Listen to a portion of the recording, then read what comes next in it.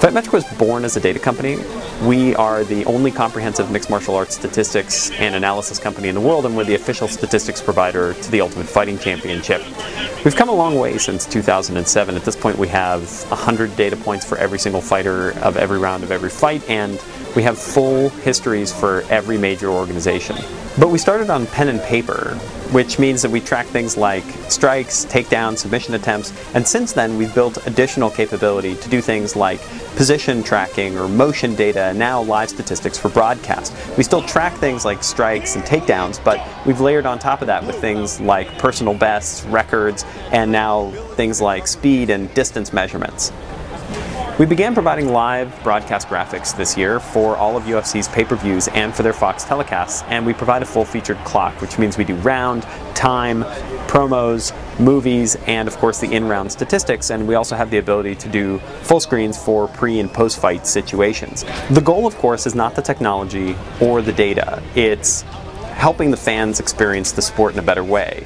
In other sports, you could look at the score to find out who's winning, but in MMA, you can't do that. We have to look into our data systems and pull out key pieces of information to help lend context, answer questions like who's winning, how they're winning, and by how much. We chose VidiGo graphics for a few reasons. The first is that we needed to be able to build a context-driven control application quickly and easily.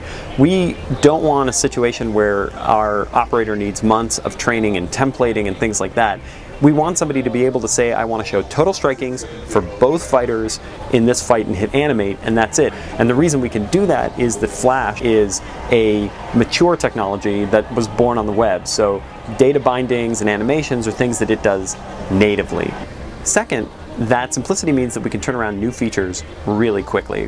When we launched our motion product, for example, we discovered very quickly that the best way to display how fighters are moving inside of the octagon is through heat maps, and we didn't have them in the product. We turned to an open source library and had that inside and ready to go in about 3 or 4 days, which means that we had put an entirely new front end on a next generation statistic that had never been seen in MMA before in just a matter of days. That was the power that this platform gave us. Third, VidiGo gave us hardware advantages. The UFC does shows all over the world, so footprint matters.